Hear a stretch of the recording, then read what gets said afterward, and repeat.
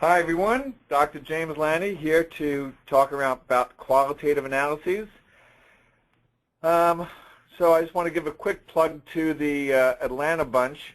Atlanta's coming up the latter part of August, and it's a one-day seminar on how to graduate in a year. So even if you're in the middle of the process, you know, as I think about it, even if you pick up a few things that assist you, it's worthwhile. So anyway, I hope to see you all there. And so last time we talked about quantitative analysis, so we're really kind of in this. Oh, okay, great. So we're really in this, you know, in the results chapter. And just a quick heads up. I mean, I really don't, you know, some profs they say, well, you should really do mixed methodology. Do one or the other, because when you saw the last webinar, and then think about having to do this qualitative part too. Do yourself a favor, one or the other, and keep moving through it. Okay, and also, notice the new logo up there. Do you guys see that? All right, just a quick plug for that. All right, so what are the characteristics of qualitative analysis? Well, for sure, there's certainly some characteristics. It's inductive. It's moving from specific data to general themes. It's simultaneous. That is, there's lots of collecting and coding all takes place concurrently or simultaneously. It's iterative. It's got a cycling type of pattern to it. And it's subjective, okay? So it's interpretive. You know, you're looking at the particular text and doing that thematizing. Okay. The process, a la Creswell 05, is he really walks through a several-step process. Certainly, data collection. Okay. All right. So, collecting data, you can do that through interviews, field notes, even archival information or scan material. If you're doing interviews or semi-structured interviews, you need to transcribe the data. And then, you know, they definitely want you to read and reread to kind of get a sense of these things. You know, start taking notes immediately on it, though, okay? I mean, don't, you know, they say read and then, you know, as soon as some impressions hit your mind, take notes on it. Coding of the data and description, I mean, really, you're identifying those segments that are of interest, and then really looking for over those segments what themes are emerging. And I have an example of that later on in the presentation. So, case studies, okay? And there's really, I'm going to go over case studies, grounded theory and phenomenological. And I just got off the phone with someone who was really, you know, said, well, I'm doing a phenomenological study, but really he was doing a case study. So there are nuanced differences, and the way that I kind of explained it to him, he was looking at mediators, and he said, you know, what's the art of the science of mediators? So, and I really, after a few minutes of speaking with him, you know, phenomenological, phenomenological is trying to get those lived experiences, you know. What is it like to be Picasso? What is it like to be Leonardo da Vinci? What's that experience, that lived experience of doing that, okay? Case study is really how, right? You know, pardon me, grounded theory is really kind of how is that done? How do you paint well, or how do you invent well? And what are those practices? So there are nuances, and just keep a heads up around it. I think he didn't get his concept paper approved, and I think part of it was just really not being clear about what qualitative approach to use. So case studies, you know, are really looking at bounded or united or you know, united factors of real-world factors. You know, it's typically a contemporary phenomena that you're looking at. And the goal in case studies is not to generalize, but really provide an you know, in-depth, accurate, in-depth description. Okay. All right. phenomenology, this is kind of that lived experience. What's it like to be Leonardo, okay? His experience. It's a different than the kind of how do you do it. It's like, what's it like to be you? You know, what's their lived experience? What else? Illuminates commonality. So you're still pulling out those common threads, all right? And as I say, you know, it distills the essence of that phenomena, be it an artist or whatever you're studying. You know, it's different to look at the experience of teachers teaching special ed or co-teaching special ed than how do they do that, you know? And grounded theory kind of gets at some of that. Of, you know, it really does look to, you know, generate a theory, okay? So, and I have an example of that where, and it does take themes, right? It does, you are developing themes, and then you're really kind of saying, you know, how many of these themes are similar among the participants, and giving an exemplary kind of passage that kind of captures all of these. So I'll show you these in a bit. The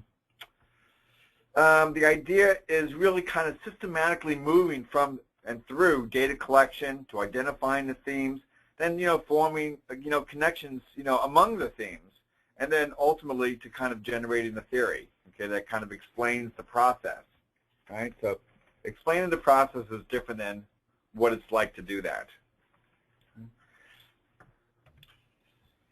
So another aspect of qualitative is really the way that you collect data.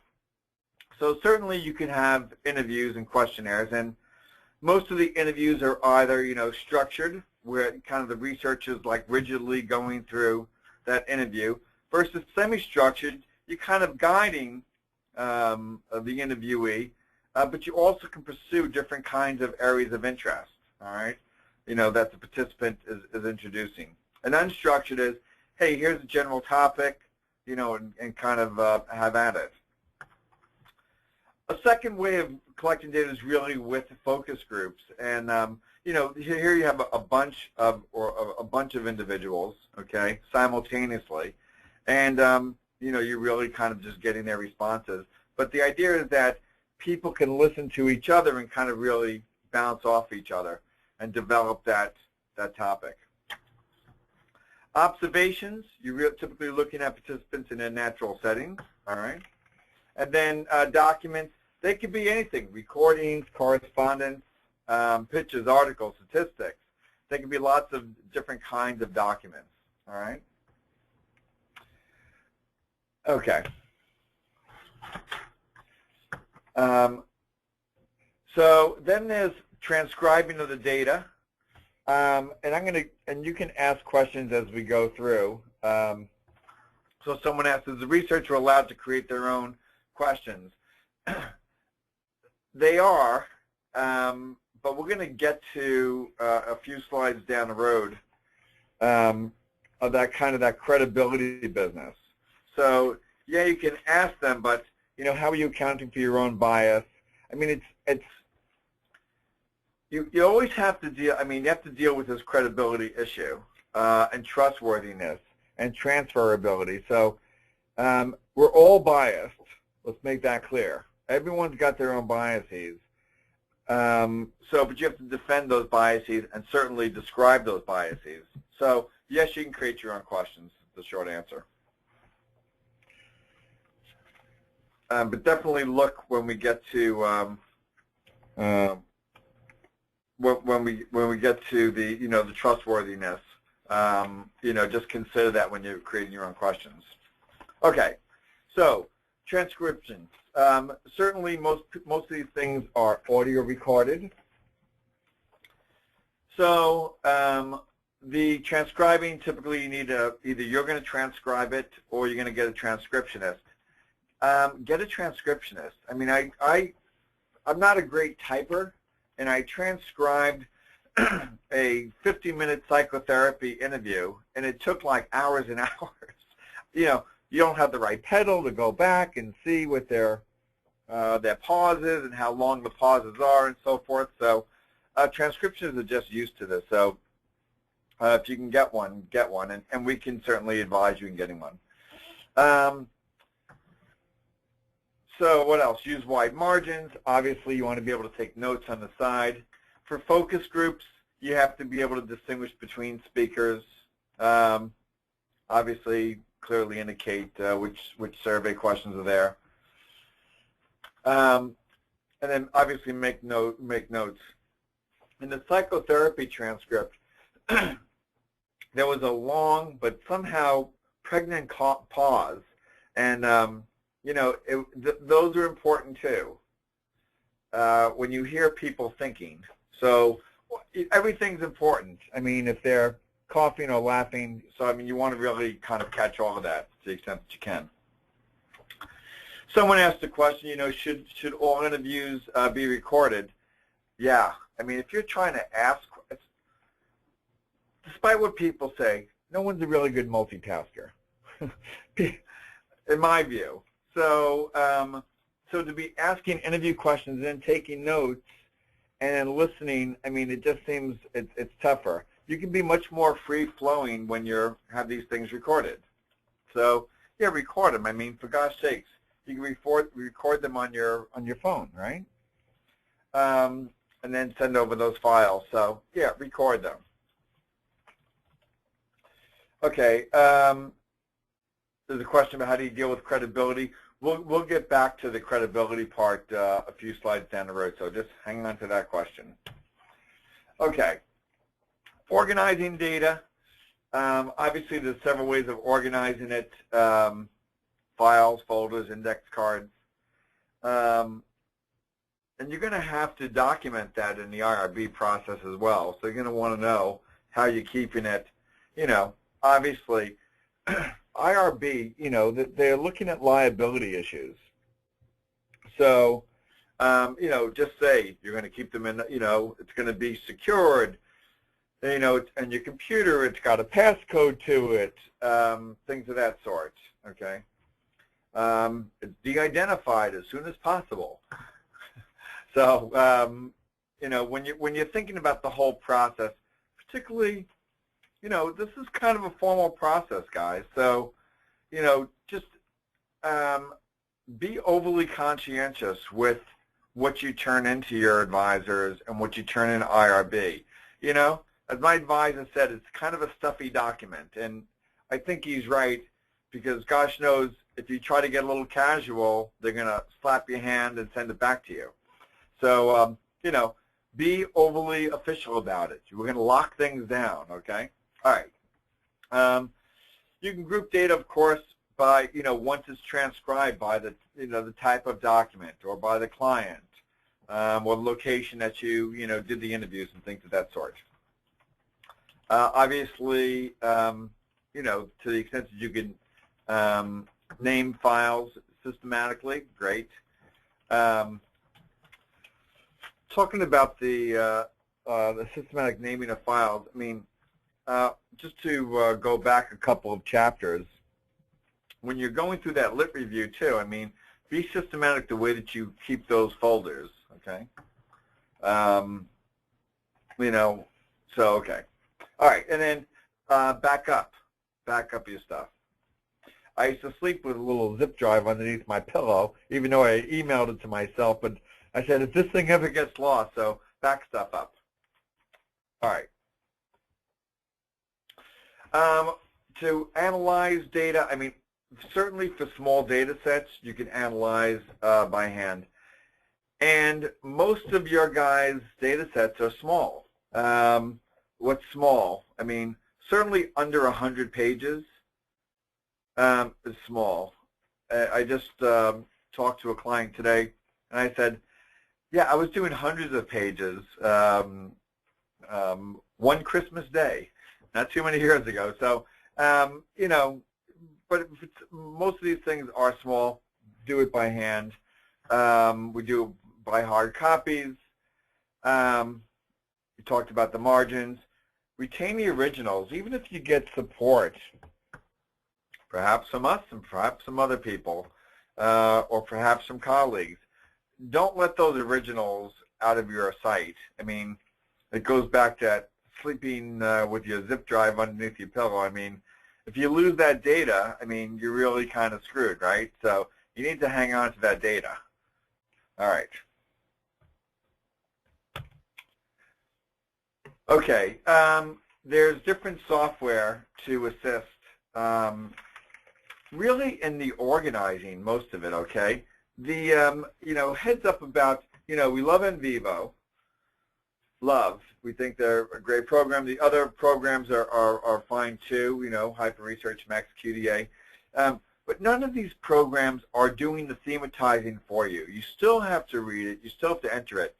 But they're really good in keeping things organized, particularly, and I don't see that many come by, but they do, of multiple themes. So if you're coding, for mom and for dad, it can identify those themes, multiple themes in a passage or in a client. So those are some good things for computerized coding. Okay. And then you can and look at a lot of these things have free trials. Check them out. Okay. A question, I guess, from before we get too far down the road. Can you discuss observation, or participant observations? Yeah, we had ethnography in there, where I really think that participant observation is occurring most. I think the idea there is that by the act of us interviewing, we may well be changing that outcome. So if that makes sense.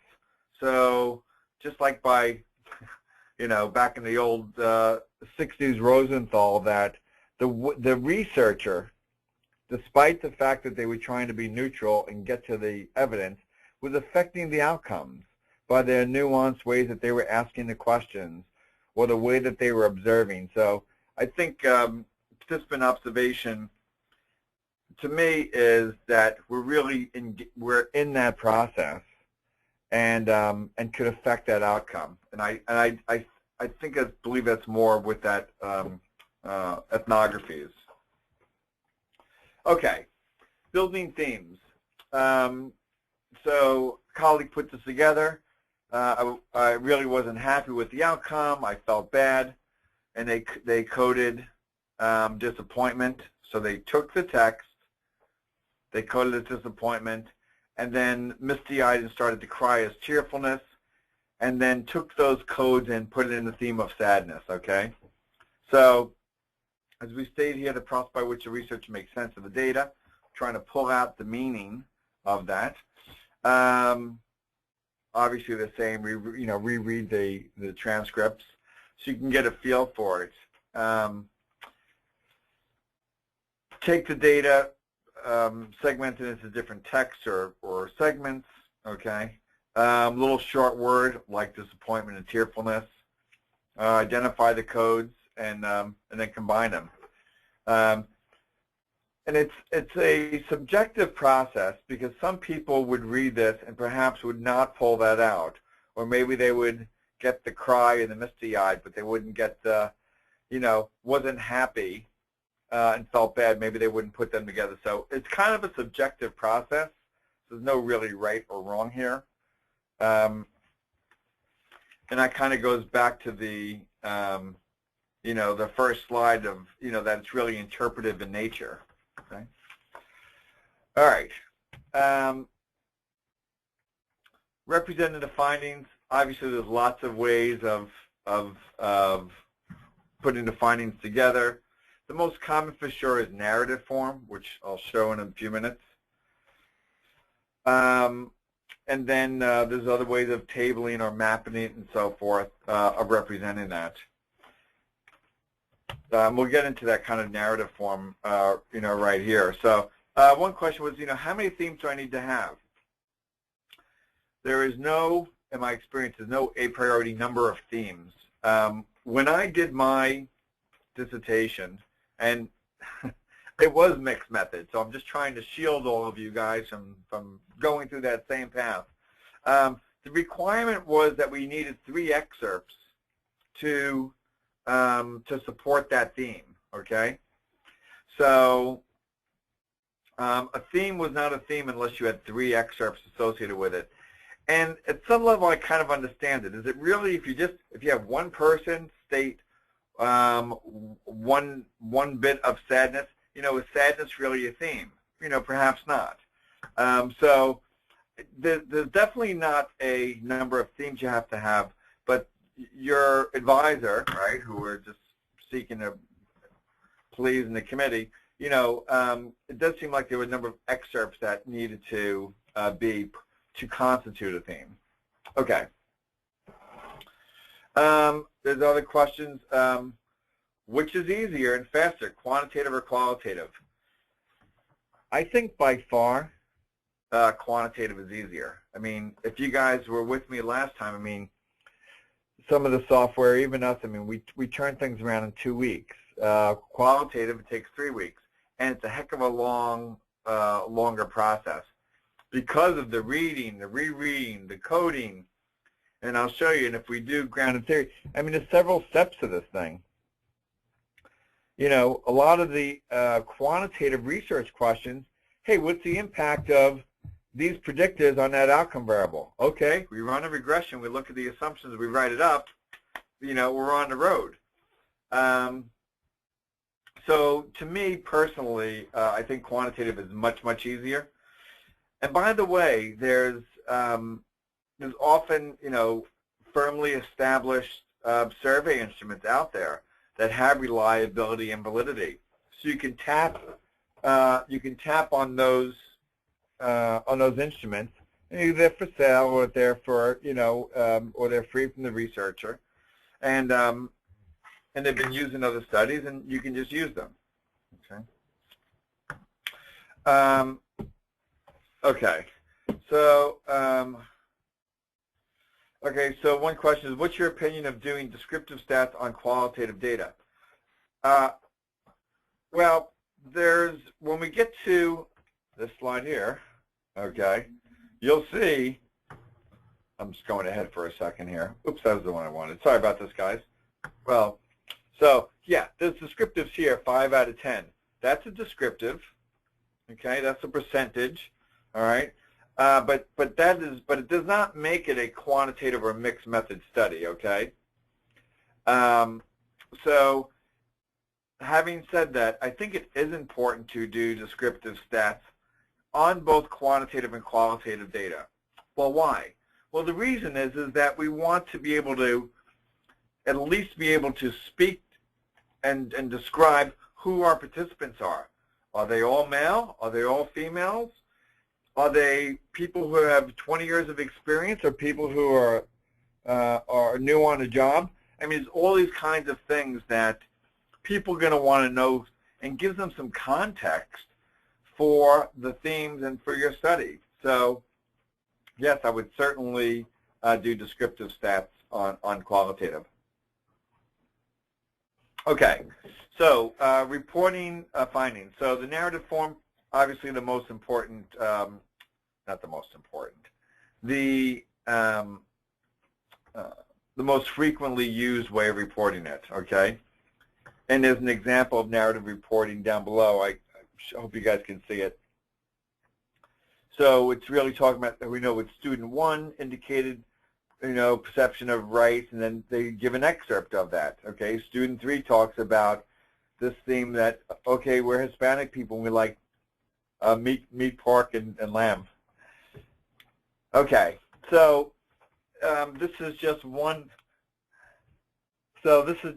example of okay, my colleague is laughing. We're going to have to we'll have to excuse her.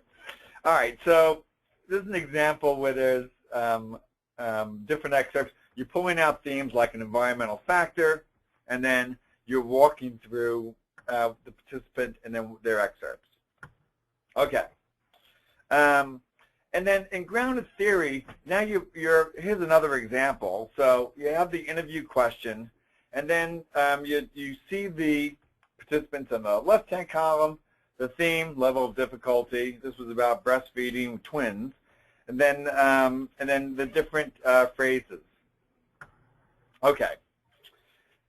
So anyway, so there's a couple of steps here. So one is you're doing, in grounded theory, you're basically doing the, this kind of thematizing process, but then you're adding two other layers to it.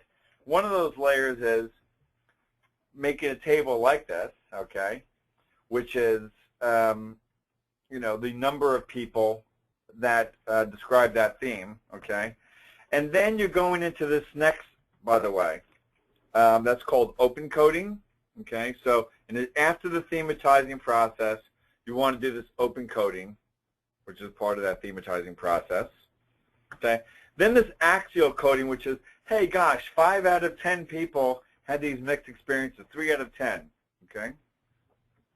And then you have to do the selective coding, which is basically just grabbing one excerpt that kind of encapsulates the entire set of themes, okay?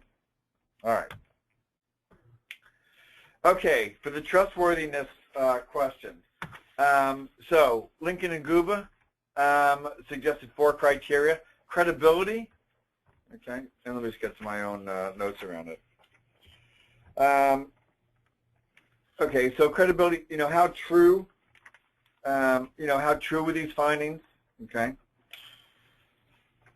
All right, okay, then transferability, can these things be generalized, okay? Dependability, it's got to be consistent. It's got to be able to be replicated, okay? Or to what extent can it be? It doesn't mean it's not a good study if it can't be replicated. I mean, you're not going to replicate, the 60s in terms of, I just saw something on the, it was the Freedom March where they did the Freedom bus ride. You're not going to replicate that experience. So it doesn't mean that it's not dependable. You just have to state, what's going on with it, though. And then confirmability, that's your bias part, okay, and to what extent that might exist. All right, so let me see what other, oh, okay, so did I want to say more about that, though? Let me just go back for a second here. So credibility, let me just add to that, an accurate description, okay? Transferability, let me just add the ability to apply to other contexts. And then, the confirmability and the potential bias, and basically, how free is it from your particular kind of influence? Okay. Let me get a couple of questions in here. Okay, so what are the pros and cons of using Skype to interview participants? Well, I'm digging on the so the pro is you can talk to people from different places without flying around the place. You can do phone interviews too, by the way. Put people on speakerphone and tape them. The con is I don't really know the downsides of it. It seems like Skype would be just a an equally fine way of interviewing people. And you can they probably have a recording feature. Do you know if they have a recording feature on Skype? Yeah, they may well have a recording feature and an audio, a visual recording feature as well. We also use, what is it, if you don't mind me saying? What's the name of our recording feature? Camtasia also is a nice recording feature, so you can just screenshot what's going on there. So Camtasia is a way that you can do the visual and then audio recording. So yeah, nice idea. Good question. Okay.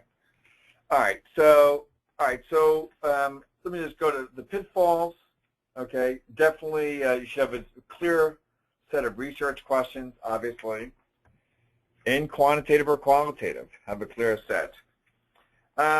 With these things, you want to reach saturation, which is you had enough people Well, I'll give you a few parts to this. On the researcher side, you should, have enough participants where adding more participants or saturation of participants doesn't give you any new information. Okay, so that's to the good side. On the other side, this is a dissertation. I mean, I don't want to sound like it's, unimportant, but it's one thing in a whole series of things that you've done to get through this thing. So whether you're doing, 10 participants or, they want 12 or 15, I mean, get through the process. All these things have to be transcribed. All of them have to be read multiple times. All of them have to be thematized and analyzed and defended. So, make it easy on yourself, okay? Okay, make sure the interview questions are clear, that they're relevant. And, I would say, be thoughtful about the categorization of the data, okay? Don't do it in a superficial manner. Try to be thoughtful about the way you categorize. And the name of the category is important, too. So those are some of the pitfalls. Okay. All right, so we're just going to keep going with some questions and answers. So does our company provide assistance with qualitative work? We do, and we can do that in partnership with you or guide you through that. We have a team of people that really, well, let me just say this. When I was doing my own mixed method, qualitative and quantitative dissertation, we had, in those days, 4 of us or 5 of us, sit at my kitchen table every Wednesday morning for 3 hours. So it's okay to get support and looking at the same documents and coming up with themes. Just like the example of the tearfulness, maybe somebody wouldn't pick up, I would feel bad. So you can say, hey, gosh, how many themes did you come up with? How many themes did I come up with?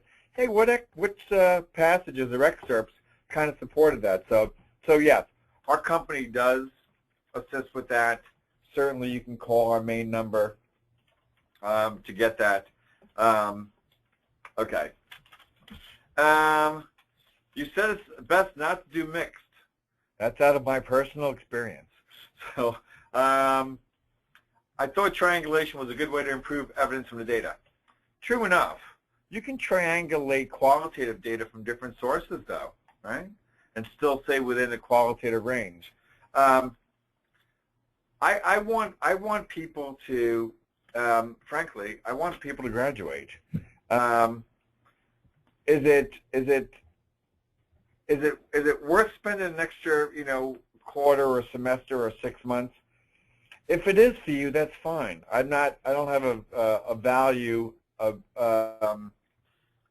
You're judging your own, your own trajectory, and so yes, I think it is a good way to improve triangulation. But there's a heck of a lot of studies without triangulation. Okay, there's a heck of a lot of quantitative studies without triangulation, and qualitative as well. So yes, it would improve it. And is it mandatory? I wouldn't think so. Okay. Which is better, NVivo or SPSS text miner? We are much more familiar with NVivo house, so I don't know. I would just look at them, frankly. I think they're awesome. SPSS we use for quant. I think they were late to the game probably with the text mining, but love NVivo. Pros and cons of using secondary data. Well, the big pro is the big pro is you get data and you don't have to go out there and collect it. That's awesome, especially if it takes people quite a while. I mean, for us to collect data, again, in my dissertation, we had undergrads reading passages and looking at themes for like weeks and weeks and weeks. So collecting that data took quite a long time. So I think the if you can get your hands on secondary data, awesome. The con is you may not have secondary data that's available. If you can get it, oh, by the way, another pro is that you're going to get through IRB in a much more rapid pace, and it will probably be expedited, that process, rather than, if you're working with a vulnerable population of elderly or young kids or convicts or things of that sort. It's much tougher. So to the extent you could use secondary data, absolutely. Okay.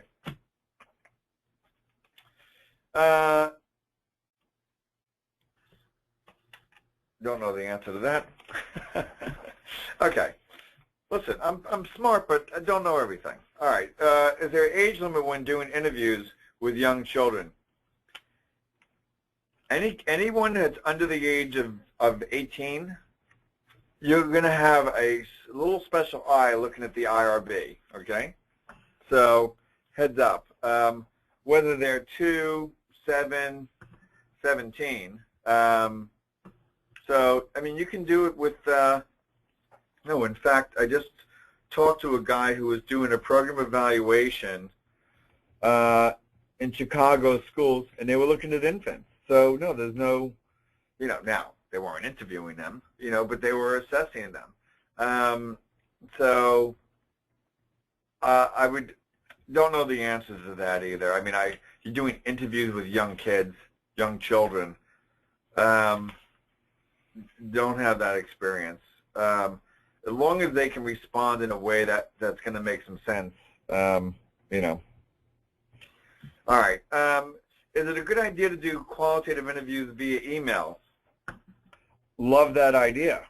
I love the idea because it's already written up and they have time to contemplate it. I mean, the bad part is you don't have the follow-up. If you're doing kind of phenomenological, you don't have the ability to do follow-up questions or probe for additional responses. So, but I love the fact that you can mail it to lots of people. It's already transcribed. So, okay.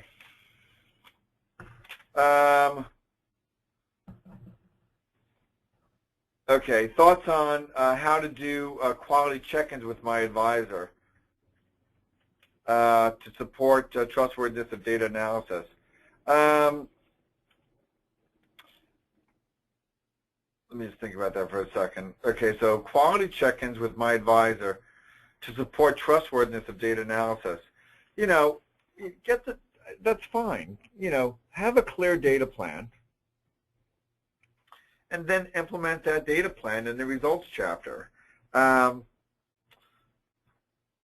the extent, listen, we want these male and female advisors to be engaged in the process to the extent they're not giving us problems and we're moving through it at an effective rate. Okay, so. Maybe just ask the advisor, how much check-in do you want? Do you want to see a sample of the work? That's fine. Okay. So how much would qualitative cost? Typically, if we assist you, it's a very, it's a long process, So you're in the, several $1,000 range, okay? And 3 weeks out. So it's I mean, if you have 3 pages, it's different. If you have, 73 pages, it's different. A question about, hold off on that question for a second. Okay, so